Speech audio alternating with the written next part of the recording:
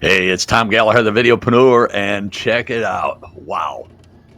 We're getting ready to lay down the final color, and I just bought that paint the day before I shot this video, so it was mixed, and I'm just stirring it, and that just is wild Yeah, looking. I read baby powder This is the too. final color. This is the third color we've gone with. The first two colors I rejected, and luckily Lynn has been very tolerant.